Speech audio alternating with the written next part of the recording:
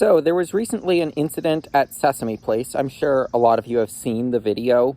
It went viral outside of theme park and coaster communities. But, I want to use this as an opportunity to shine a light on some problems that Sesame Place has just in general. Because, you saw my rants from October. They're still up if you're just watching this because I'm talking about the Sesame Place incident. But basically, in my rants, I commented about how the price is absolutely outrageous. You're paying $60, and what's in the park? A bunch of Zamperla kiddie rides, one good coaster, a bunch of cut and paste water slides. That one good coaster is of the family size, and you can pay, and I'll say my perspective from having been to more parks now, you can pay half the price at Quasi in Connecticut, get a good coaster of the same caliber, and get a bunch of cool old flat rides that you don't find most places. So there's actually some rarity to the rides there. And Zamperla, for anyone not in on the theme park industry, they make most of the cut and paste rides that you see, that you find basically everywhere today.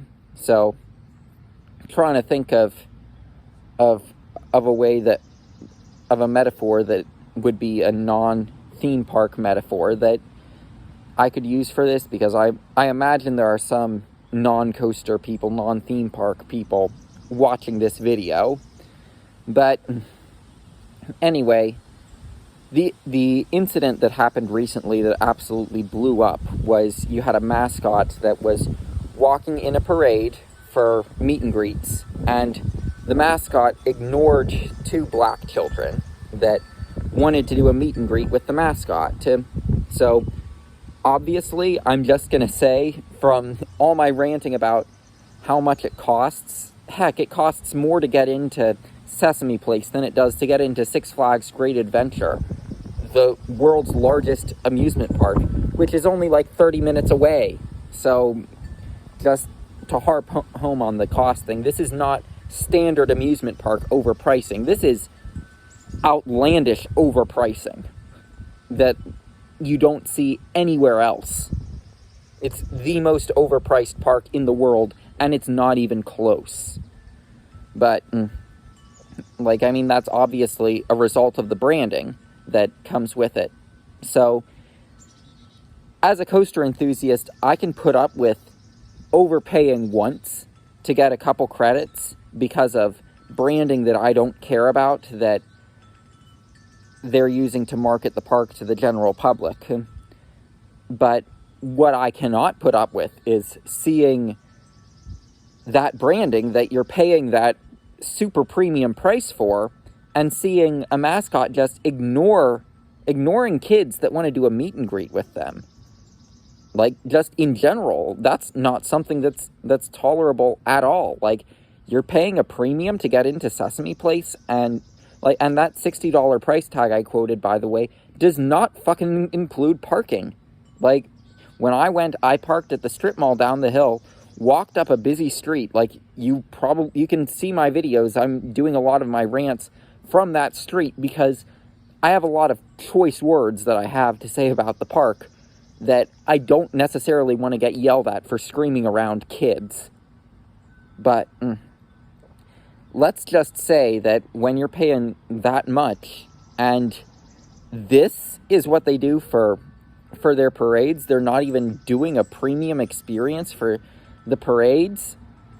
That just only adds fuel to the fire, because you're taking something that's already outrageously overpriced, and you're saying the reason that it's overpriced, we're not even going to do a good job at. And by the way, I already sort of felt that, because if you think about street signs, Sesame Street is supposed to be a street, or a road, or street, road, place, avenue.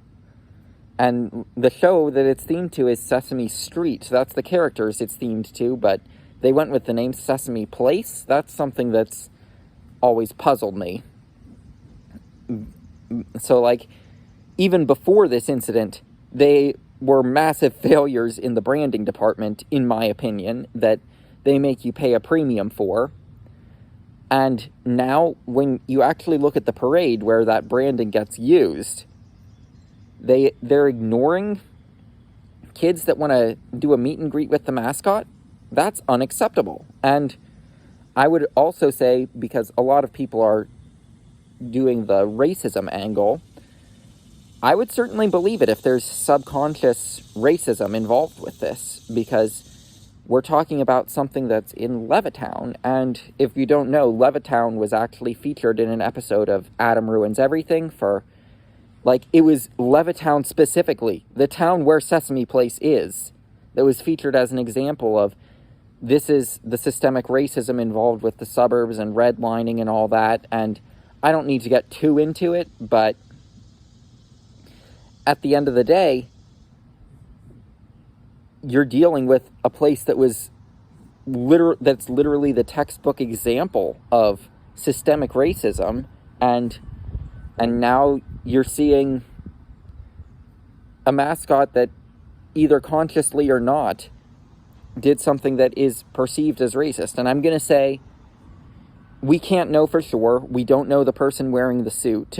And when you're wearing a mascot suit, you have a limited range of vision because, like, I think you're looking out the mouth, and you can't necessarily see to your side. So I am going to say that as a maybe defense of the person wearing the suit, because I don't know the person wearing the suit. But let's just say that Sesame Place, they've got a lot of problems. And by the way, with that ridiculous overpricing, the ride for any non-coaster people that are still here, or any coaster people who haven't been there, the one ride that's a good ride, Oscar's Wacky Taxi, that would make you want to go there, guess what? It doesn't even open when the park opens. Like, they'll open the park at 9, 10 o'clock. I went when the park opened because I wanted to ride Oscar's Wacky Taxi and then go to Great Adventure as a coaster enthusiast. And they were like, oh, Oscar's Wacky Taxi doesn't open till 1. What? You're telling me I paid $60 to hear, hey, the one ride that you actually care about in this park doesn't open till 1? And that premium doesn't even include parking? And all that's here is this and a bunch of Zamperla kiddie rides that you can find anywhere, many of which I wouldn't even be able to fit on. Like, this is, like, Oscar's Wacky Taxi is one of the few adult rides in the park. So, and I'm not personally, I don't personally have an emotional attachment to the characters. So it's not like some parks where I'd have an actual reason to